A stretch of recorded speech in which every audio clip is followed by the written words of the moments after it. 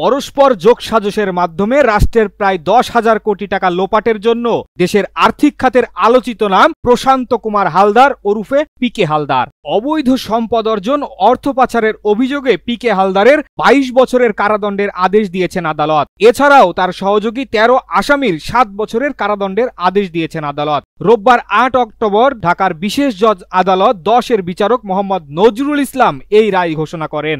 আদালত আজকের রায়ে প্রশান্ত কুমার হালদার পিকে হালদারকে সর্বমোট 22 বছরের কারাদণ্ড দেওয়া হয়েছে। সেই সাথে আরো যে 13 জন রয়েছে, তার মা লীলাবতী হালদার, প্রশান্ত কুমার হালদারের বান্ধবী অবন্তিকা বড়াল এবং তার আয়কর আইনজীবী সুকুমার মৃধা, তার কন্যা ইন্দিতা মৃধা সহ আরো যারা আছেন, তাদের প্রত্যেককে 27-এর 1 ধারায় জ্ঞাত আয় বহির্ভূত সম্পদের কারণে 3 বছর করে সাজা এবং মানি লন্ডারিং এর আইনে তাদেরকে 4 বছরের সাজা অর্থাৎ 7 বছরের সাজা প্রদান করা হয়েছে। রায় ঘোষণার সময় বিচারক বলেন, বিদেশে যারা অবৈধভাবে সেকেন্ড হোম গড়ছেন তারা আসলে দেশকে ভালোবাসেন না। প্রকৃতপক্ষে আমাদের দেশকে ভালোবাসতে হবে এবং আমাদের মুক্তির চেতনা নিয়ে অর্থ পাচারকারীদের প্রতিহত করতে হবে। উন্নত রাষ্ট্রগুলো আমাদের দেশে এসে বড় বড় কথা বলে, কিন্তু পাচার হয়ে যাওয়া অর্থ ফেরত চাইলে আটকে দেয়। পিকে হালদারের মতো অর্থ পাচারকারীদের কোনো আদর্শ নেই, তারা কোনো আদর্শ লালন করে না, তবে তারা অবৈধভাবে সম্পদের পাহাড় গড়ে দেশের অগ্রগতি বাধাগ্রস্ত করছে। প্রকৃতপক্ষে তারা দেশ ও জাতির শত্রু। কানাডাতে 1,17,00,000 কানাডিয়ান ডলার যে পাচার হয়েছে সেটির বিষয়ে এমএলএআর করা হয়েছিল, কিন্তু দুঃখজনকভাবে সেই দেশ থেকে কোনো রকমের সদুত্তর আমাদের এখনো পর্যন্ত আমরা পাইনি।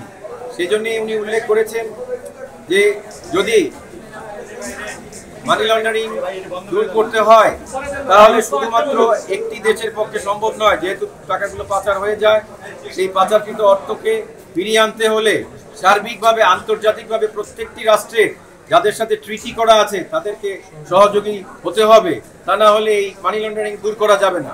পিকে হালদারের বিরুদ্ধে মোট 52টি মামলা রয়েছে। এই প্রথম কোন মামলায় পিকে হালদারের বিরুদ্ধে রায় ঘোষণা হলো। লার্নেড কোর্ট জাজমেন্টের মধ্যে কিছু অবজারভেশন দিয়েছেন। সেই অবজারভেশনে বলেছেন মানি লন্ডারিং কারণে রাষ্ট্র ক্ষতিগ্রস্ত হচ্ছে এবং রাষ্ট্রের অর্থনীতি তলানিতে চলে যাচ্ছে। লার্নেড কোর্টের এই বক্তব্যের সঙ্গে আমার মনে হয় আমাদের কারণে দ্বিমত করার কোনো সুযোগ নেই। আর জাজমেন্ট সম্পর্কে যদি আমাকে আপনারা জিজ্ঞেস করেন যে আমি স্যাটিসফাইড কিনা, আমি সেক্ষেত্রে বলবো মানি লন্ডারিং আইনে যদি প্রমাণ হয় যে কেউ অপরাধ করেছে, তার শাস্তি হওয়াটাই বাঞ্ছনীয়। লার্নেড কোর্ট মন্তব্য করেছেন যে কাগজপত্রে ওনারা যা পাবেন সে অনুযায়ী জাজমেন্ট দেবেন। হ্যাঁ, ইটস ট্রু, কাগজপত্রের বাইরে যে আমাদের সুযোগ নেই। আমরা যাদেরকে ডিফেন্ড করেছি মোট 14 জন আসামির মধ্যে 4 জন কন্টেস্ট করেছে, বাকি সবাই পলাতক ছিল। যে 4 জনের জন্য আমরা কন্টেস্ট করেছি সেই 4 জনের ক্ষেত্রে যদি বলতে হয়, আমরা বলবো যে এই 4 জনের 164 ছিল। 164 এর মধ্যে কেউ ইনকালপেটরি 164 করেছে, কেউ এক্সকালপেটরি করেছে। লার্নেড কোর্ট ইনকালপেটরি এবং এক্সকালপেটরি এই 164 কে কিভাবে ইলাস্ট্রেশন করেছেন এটা জাজমেন্ট না দেখা পর্যন্ত বলা সম্ভব নয়। বাট আপাতত দৃষ্টিতে আমরা যে মামলাটা করেছি ডিফেন্স সাইড থেকে, আমরা বলবো যে এই 164 গুলো ছিল অ্যাবসলিউটলি এক্সকালপেটরি। সেখানে তারা বলেছে যে পিকে হালদার যে কার্যক্রমগুলো করেছে সেখানে তাদেরকে অ্যাবিউজ করা হয়েছে এবং তারা এই বিষয়গুলো জানতোই না। এখন আনফরচুনেটলি বিষয়টা হচ্ছে এই যে ওনারা যে 164টা করলেন, বললেন যে আমরা এই বিষয়টা জানতামই না।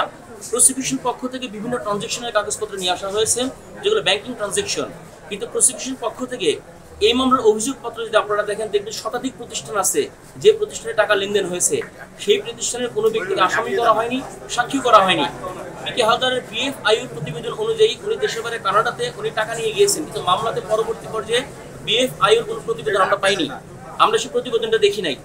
আমরা জানি না আদৌ পিকে হালদার দেশের বাইরে কোনো অর্থ পাচার করেছেন কিনা, অ্যাজ বিকজ দেশের বাইরে অর্থ পাচারের যে সাবস্টেন্স থাকা উচিত ছিল, যে এভিডেন্স আসা উচিত ছিল, এই ধরনের এভিডেন্স মামলাতে আসে নাই। লার্নেড কোর্ট আজকে জাজমেন্টের মধ্যে পরিষ্কার বলে দিয়েছেন আন্তঃদেশীয় ট্রানজেকশন, ইট মিনস দেশের মধ্যে ট্রানজেকশনগুলো হয়েছে। পিকে হালদার বিভিন্ন প্রতিষ্ঠানে কাজ করতেন, বিভিন্ন প্রতিষ্ঠানে কর্ণধার ছিলেন, সেই হিসাবে 6,419 শতাংশ সম্পত্তি বিভিন্ন প্রতিষ্ঠানে পারচেস করা আছে। এখন দেখার বিষয় হচ্ছে উনি যে 433 কোটি টাকার এলিগেশনে যে মামলাটা করা হলো সেই সম্পত্তির ভ্যালু কত ছিল, উনি টাকাটা সেই সম্পত্তির মধ্যে ইনভেস্ট করেছেন কিনা, বিভিন্ন প্রতিষ্ঠানে ইনভেস্ট করেছেন কিনা, টাকার অস্তিত্ব আছে কিনা। জাজমেন্টের প্রেক্ষাপট যতটুকু আমরা জানতে পারলাম যে সম্পত্তিগুলো ইতিমধ্যে ফ্রিজ করা ছিল, আস্তে কনফিসকেট করা হয়েছে, রাষ্ট্রগুলো বাজেয়াপ্ত করা হয়েছে, সেই সম্পত্তির মূল্য কত, এই বিষয়গুলো আমরা এখন পর্যন্ত জানতে পারি নাই। তাহলে সেই ক্ষেত্রে জরিমানার যে অর্থটা করা হয়েছে সেটা কিসের ভিত্তিতে করা হয়েছে এই মুহূর্তে আমরা বলতে পারছি না। তবে যেহেতু যে 4 জন কন্টেস্ট করেছে তাদের 164 এক্স কম্পিটিটর ছিল এবং তারা বলেছে আমরা এই বিষয়ে কোনো কিছু জানি না, আমরা জাজমেন্ট দেখার পরে পরবর্তী পর্যায়ে উচ্চতর যাওয়ার বিষয়ে সিদ্ধান্ত গ্রহণ করব।